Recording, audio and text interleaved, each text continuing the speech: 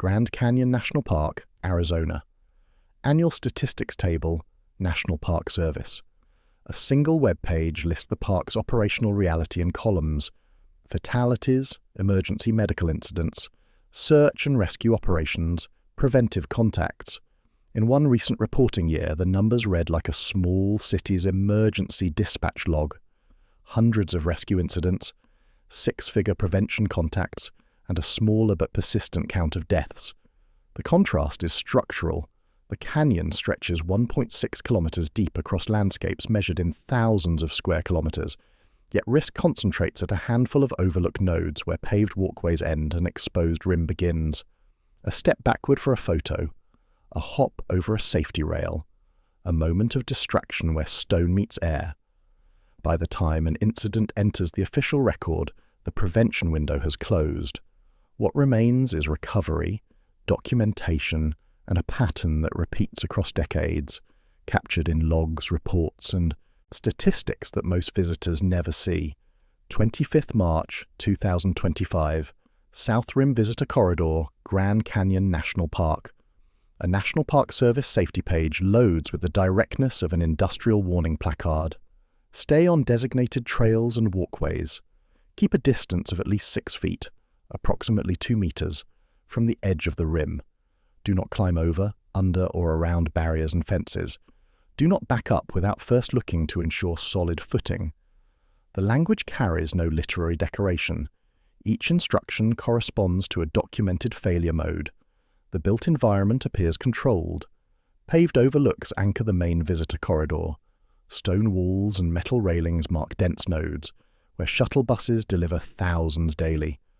Wooden signs repeat the same guidance, yet the safety page exists because infrastructure alone does not prevent incidents.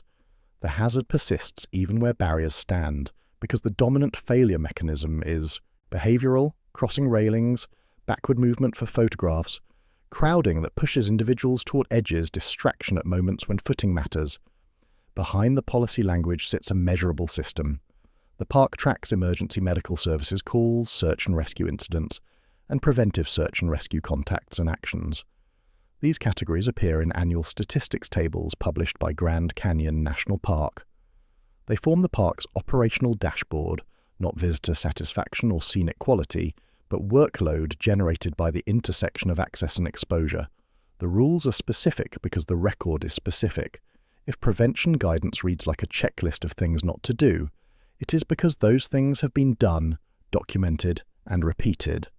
The canyon did not write these rules. Decades of incident reports did. National Park Service Park Statistics Reporting, published annually. Grand Canyon National Park. A single table converts landscape into operational metrics. Columns list fatalities, emergency medical incidents, total search and rescue incidents, and preventive search and rescue contacts and actions. In one recent reporting year, the numbers documented a high-volume medical and rescue workload, hundreds of search and rescue incidents, six-figure totals for preventive contacts, fatalities measured in single digits to low double digits, a smaller endpoint within a larger emergency system. The contrast challenges assumptions. Visitors expect deaths to be rare anomalies. The data shows an extensive, continuous medical and rescue operation. The park functions as an emergency services provider at scale, with fatalities representing only the most severe outcomes within a broader spectrum of heat illness, falls with injury, physiological collapse, and rule violations requiring intervention. Institutional roles emerge from the data. Grand Canyon Emergency Medical Services operates as a primary responder. Search and rescue teams deploy for technical extractions, often involving rope systems and aviation. Preventive search and rescue rangers intervene before collapse or accident, conducting education and behavioral correction in the field. These are not improvised responses. They are documented, staffed, budgeted programs. The numbers carry historical weight. A peer-reviewed article in Park Science documented that in the late 1990s, search and rescue operations at Grand Canyon averaged approximately $1 million per year in taxpayer cost. The financial burden, combined with ranger fatigue and resource constraints, motivated organizational redesign. Prevention became operations, not messaging. The shift was documented in program outcomes, reduced rescue volume in specific categories, measured contacts with at-risk visitors, and formalized prevention protocols. The table does not explain why incidents occur. It measures what happens after they do and what the park does to reduce the count before incidents begin. The question it raises is simple. If the workload is this high and the patterns this consistent, what does the long-term incident record show? Incident reports. Grand Canyon National Park. 1989 through 2025. The archive page opens with a disclaimer that matters. These reports are not a complete record of all incidents, yet the catalogue that follows spans more than 3 decades of fatalities, major search and rescue operations, and multi-agency responses. The entries read like structured event logs: date, location, mechanism, response, outcome. The public narrative expects randomness. The archive reveals classification. Falls near rim nodes repeat. Heat impairment leading to stumbles and collapses appears in multiple entries. Rule violations at barriers, climbing over, stepping beyond, posing on edges, form a documented category. Multi-agency recoveries involving rope systems, helicopter short-haul operations, and dispatch. Coordination recur across years and locations. Operationally, rim falls differ from other emergencies. Access constraints matter. A fall below the rim often requires technical rope rigging, aviation insertion if terrain and weather allow, and extended recovery time. Helicopter imagery from National Park Service operations, available through public archives, shows the vertical environment responders work within. A 1978 photograph documents early rescue aviation. A 2024 image shows Helicopter 368 over the canyon during search and rescue operations. The capability evolved, but the fundamental challenge remained. Vertical terrain limits access speed and method.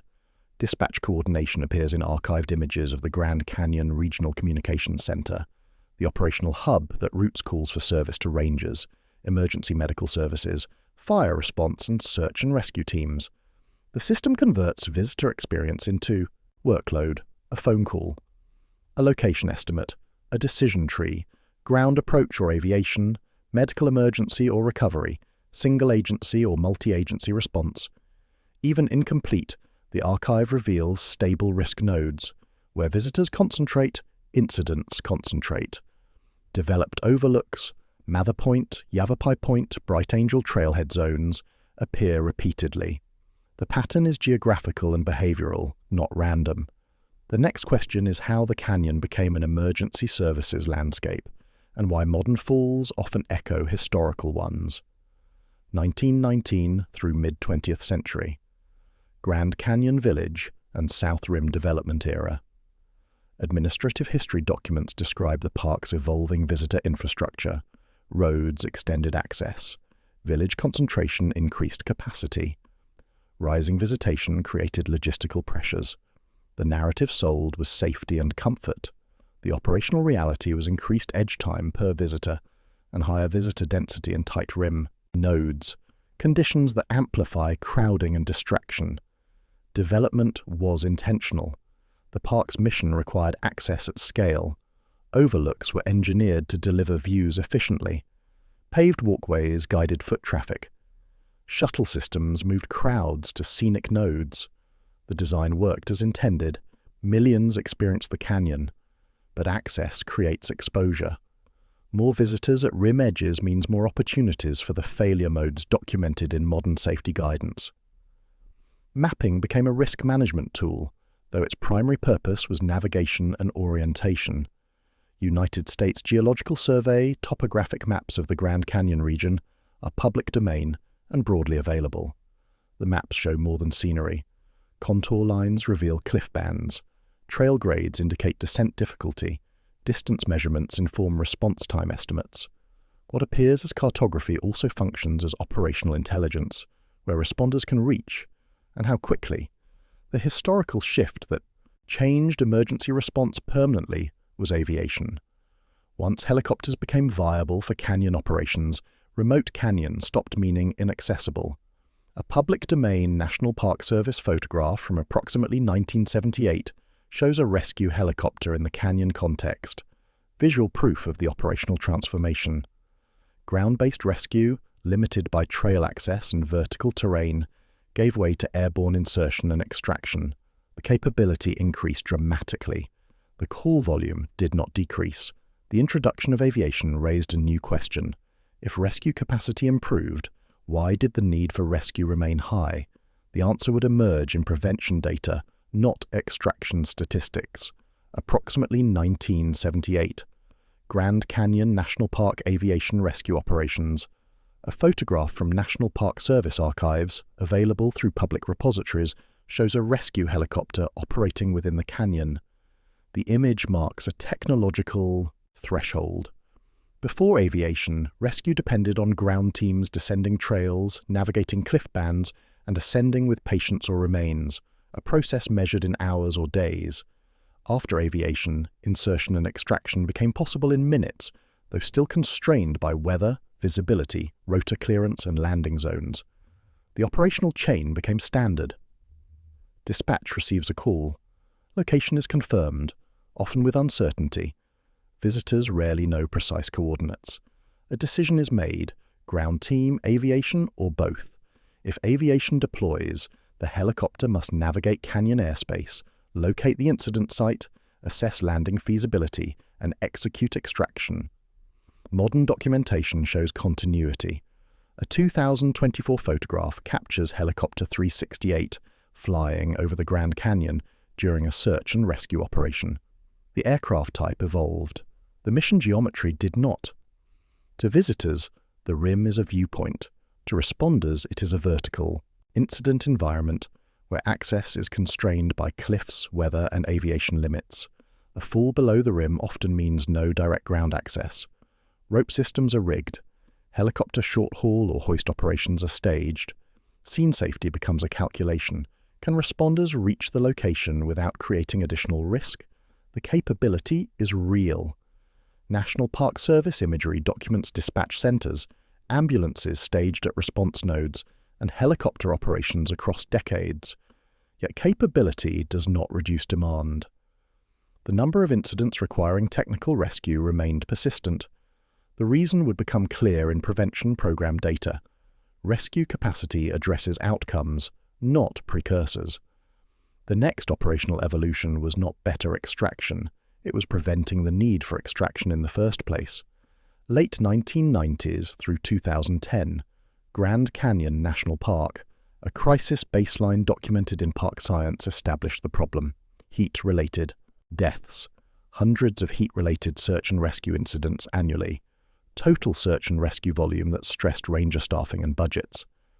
The financial impact was quantified, approximately $1 million per year in taxpayer cost for search and rescue operations in the late 1990s. The expectation had been that rescue capacity would solve the problem. The documented organizational change was different. Prevention became a field operation. Preventive Search and Rescue, PSAR, formalized as a staffed program. Rangers began intercepting risk behaviors and heat impairment before physiological collapse. The intervention was behavioral and medical, identifying hikers showing signs of heat stress, enforcing turnaround decisions, educating visitors on hydration and pacing, and documenting contacts and preventive actions. The program generated measurable outputs. Park statistics tables now list PSR contacts and preventive actions separately from search and rescue. Incidents. In recent reporting years, PSR contact counts reached 6 figures, evidence of prevention operating at scale. The logic was operational, not abstract. If rangers could identify at-risk individuals before collapse, the rescue workload downstream would decrease. Measured outcomes supported the model. Heat-related search and rescue incidents declined in the years following PSR implementation, though the program required sustained staffing and training. A peer-reviewed article in PubMed Central documented exertional heat-related illnesses at the Grand Canyon, providing epidemiological evidence and emergency medical service case counts. The data reinforced what park operations already knew. Heat acts as a mechanical risk multiplier. Dehydration impairs judgment. Fatigue destabilizes gait. Physiological stress increases stumble risk on uneven terrain. Falls are not heat illness, but heat and crowding often sit upstream of the fall. The PSR model proved that measurable intervention could bend one category of incidents. The question was whether the same logic could apply to rim falls, or whether falls represented a different failure mode entirely. 10th July 2018, Mather Point area, South Rim. A report documented an incident type the safety page explicitly attempts to prevent. A visitor hopped a railing near a major viewpoint and fell to death. The event aligned with documented risk patterns: a dense visitor node, a physical barrier crossed intentionally, and immediate consequence. The safety guidance addresses this behavior in plain language. Do not climb over, under, or around barriers and fences. Railings create a false belief. Proximity feels safe because infrastructure is visible.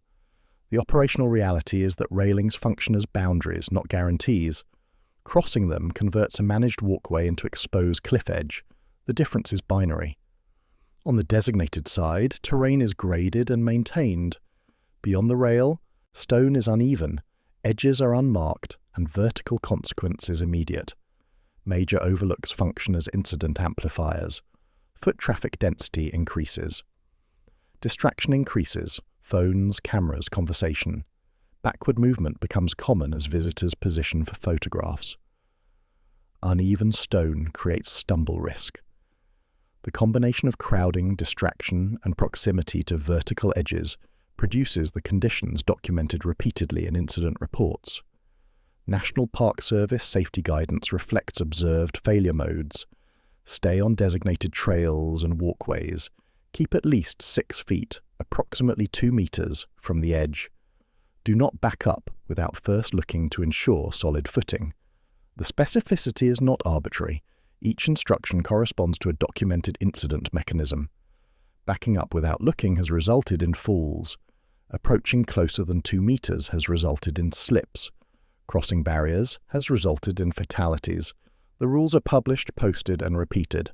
Shuttle announcements include safety reminders. Trailhead signs display warnings. The park's website dedicates a page to rim safety. Yet incidents recur. The pattern suggests that knowledge alone does not prevent behavior. Familiarity, social cues, and momentary decisions override written guidance. Even when annual totals appear statistically normal, clustering creates perception shifts and public concern. April 2019, Grand Canyon National Park. Public communications context. National media reported multiple fall deaths occurring in close temporal proximity. Public concern intensified. The perception was that the canyon had become more dangerous. Park messaging emphasized that annual totals were not necessarily unprecedented and that extensive new barriers across the canyon's scale were often impractical. The public expectation was simple: install more fences. The operational reality proved more complex. Grand Canyon National Park spans thousands of square kilometers.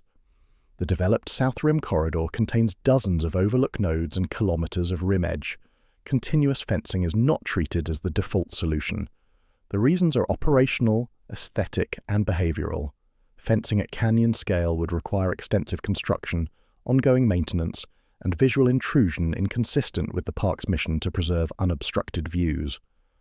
More fundamentally, many documented falls involve deliberate boundary crossing beyond existing barriers, behavior that additional fencing might not prevent. The park's approach is triage. Targeted railings exist at the densest visitor nodes. Education and messaging reinforce safe behavior. Enforcement addresses blatant violations. The system accepts that the canyon cannot be made risk-free at the scale of access it provides. Instead, the goal is risk reduction through a combination of infrastructure, education, and operational response capacity. Incident review processes examine each fatality. Annual safety reviews assess whether patterns warrant infrastructure changes. Prevention messaging adjusts based on observed failure modes. The system is reactive in some ways, proactive in others, but it operates within constraints: budget, staffing, mission, and the reality that millions of visitors will interact with an inherently hazardous landscape each year. Clustering distorts perception faster than policies can change infrastructure. A statistical cluster, multiple incidents in a short window, generates headlines and political pressure, yet the long-term record often shows that clustering is a feature of random distribution, not evidence of increasing baseline risk. The next act addresses the decisive question: when prevention is known, published, and actively implemented, why do RIM falls still occur? Dispatch Center Operations, Grand Canyon Regional Communications Center. Documentation shows the facility's role as the operational hub for emergency response. Calls for service arrive. Location information is gathered, often with uncertainty. Visitors rarely provide precise coordinates. Dispatch routes the response: ground rangers, emergency medical services, fire response, or search and rescue teams. The conversion is mechanical but constrained by geography. Visitors imagine simplicity. Call for help. Someone arrives. Dispatch reality involves layered complexity. Radio coverage has gaps in the canyon's depth. RIM access roads limit approach routes. Trail descent time can measure in hours for ground teams. Weather and visibility constrain aviation. Scene safety must be assessed. Can responders reach the location without creating secondary incidents? The decision tree branches based on incident type. A medical emergency at a developed overlook triggers ambulance response, documented in images showing Medic 81, Grand Canyon National Park's ambulance, staged at Station 1. A fall below the rim activates search and rescue protocols. If the location is accessible by trail, ground teams deploy with rope systems. If terrain or patient condition requires aviation, helicopter insertion is coordinated, weather permitting. Response time is not uniform. A rim edge incident at Mather Point might see responders arrive within minutes. A fall several hundred feet below the rim in technical terrain might require hours to stage extraction. The geometry dictates capability. Vertical cliffs limit direct access. Helicopter hoist operations require clearance, visibility, and crew training. Rope rigging demands anchor points and team coordination. The system is documented across decades. Dispatch imagery from public archives shows the communications infrastructure. Helicopter photographs capture airborne operations. Emergency medical service vehicle staging demonstrates ground capability. Yet capability alone does not reduce call volume. The decisive number is not response time, it is incident frequency. And that number, captured in Park statistics tables, tells a different story. Prevention at scale, measured workload, and a stubborn residue of falls that repeat despite intervention. Park statistics reporting year. National Park Service table, the scale is immediate. Search and rescue incidents, hundreds. Preventive search and rescue contacts and actions, 6 figures. Emergency medical incidents, thousands. The numbers read like a municipal emergency services report, not a scenic park's annual summary. The contrast between prevention contacts and rescue incidents reveals the operational model. PSR operates at the scale of visitor flow, rangers engaging tens of thousands of visitors annually, conducting behavioral interventions, heat assessments, and educational contacts. SAR operates at the scale of failure, extracting individuals when prevention, infrastructure, and personal judgment did not prevent incident. The ratio matters. For every rescue incident, there are hundreds or thousands of prevention contacts. The system is weighted toward upstream intervention, not downstream extraction. Financial documentation supports the scale. Park Science articles from the late 1990s noted approximately $1 million per year in search and rescue costs, a figure that motivated the preventive program's creation. Modern operational capacity includes staffing, aviation contracts, technical equipment, and training. The investment is continuous, not episodic. Response hardware is visible in documented imagery. Historic and modern helicopter photographs show aviation capability spanning decades. Ambulance staging images demonstrate emergency medical readiness. Dispatch center documentation shows communications infrastructure. The system is not improvised. It is engineered, staffed, and measured, yet the decisive contrast is unavoidable. The park can document risk precisely. Statistics capture exposure at scale. Prevention contacts reach 6 figures. Safety guidance is published and posted. Response capability is professional and well-equipped. Still, fatalities occur. The pattern repeats across years and decades. The incident archive, spanning 1989 to 2025, shows clustering and recurrence, not elimination. The prevention model proved its value in specific domains. Heat-related search and rescue incidents declined after PSR implementation. Hiker assists, a mid-tier intervention category, demonstrate successful behavioral correction before collapse. But rim falls represent a different failure mode. The behavior is brief, the decision window is seconds, and the consequence is often immediate and irreversible. Policy and incident pattern analysis. South Rim overlooks 2018 forward. A safety rule exists in plain language. Do not climb over fences, do not back up without looking. The incident mechanism documented repeatedly shows the rule being violated. Rail crossing, backward photo positioning, uneven rimstone. The contrast between design intent and observed behavior defines the rim node paradox. Overlooks were designed for controlled viewing. Paved walkways channel foot traffic. Railings mark boundaries. Signage repeats warnings. The infrastructure exists. The assumption is that visible barriers create behavioral compliance. Observed outcomes show otherwise. The highest risk behaviors are often optional. Stepping past a barrier, positioning beyond designated zones, prioritizing a photograph over footing. Yet the consequence is absolute. Human factors override engineering. A visitor sees others near the edge and infers safety. A photograph requires backward movement, and attention shifts from feet to framing. Crowding normalizes proximity. If dozens stand near the rim, the edge feels less dangerous. Social cues and momentary decisions defeat infrastructure and messaging. The behavior is not ignorance. It is calculated risk, often with miscalibrated consequence assessment. Operationally, a fall is often unrecoverable medically, unlike heat illness or exhaustion, where intervention can stabilize and reverse decline. A fall from significant height produces trauma incompatible with survival. Search and rescue becomes recovery. The operation is slower, resource-intensive, and riskier to responders. Technical rope systems are rigged. Helicopter extraction is coordinated. The patient is transferred to a medical examiner, not a hospital. The park's published minimum distance rule, keep at least 6 feet, approximately 2 meters, from the edge of the rim, represents the simplest measurable boundary. It is not a guarantee. Stone can fail. Footing can slip. But the rule establishes a margin. 2 meters provides buffer against stumbles, uneven terrain, and momentary imbalance. Violation of the rule does not guarantee incident. Compliance does not eliminate risk, but the documented pattern shows that proximity and consequence correlate. The final question is historical. What changed in practice and what remains immovable? 2018, Grand Canyon National Park Branch of Emergency Services Annual Report. The document represents institutional memory formalized. Staffing levels are recorded. Emergency medical service performance metrics are tabulated. Aviation support hours are logged. Operational outcomes are summarized.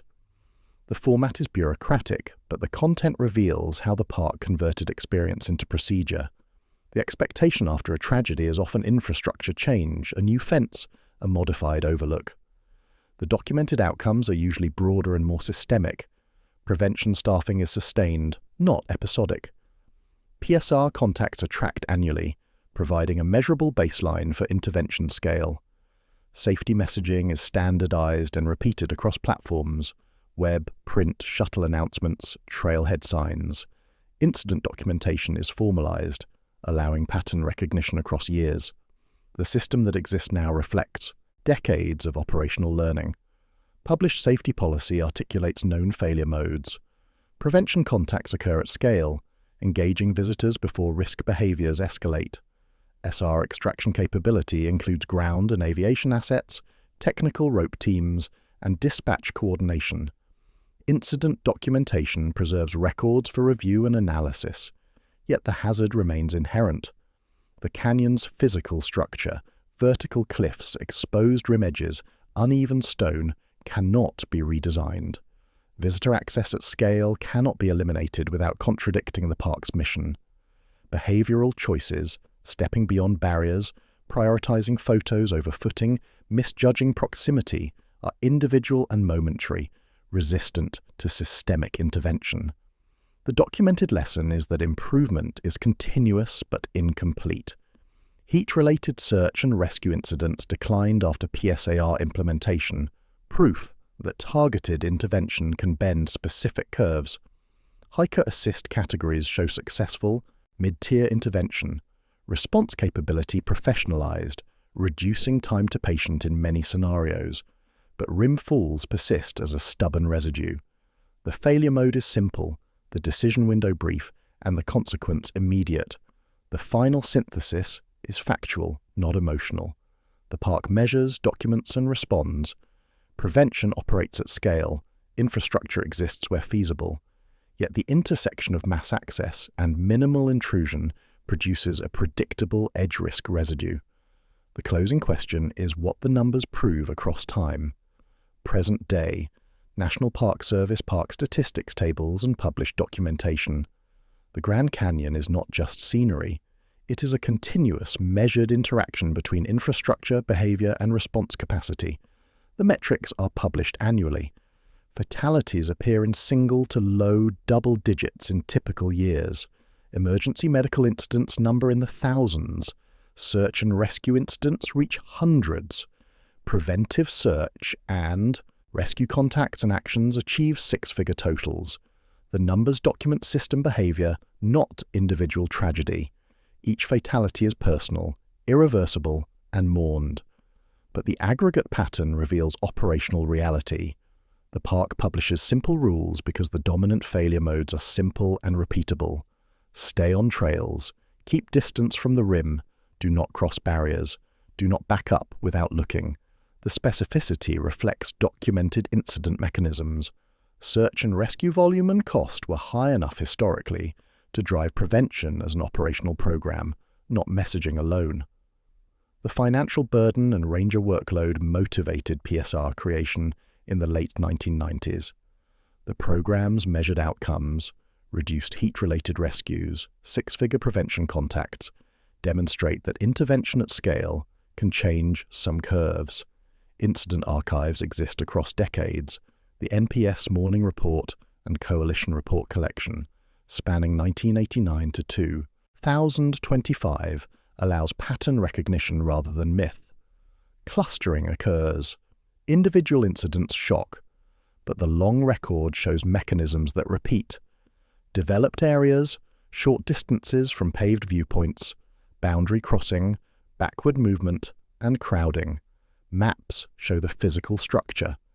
United States Geological Survey. Topographic maps, publicly available, display the canyon's depth and cliff bands. Administrative histories document how access expanded.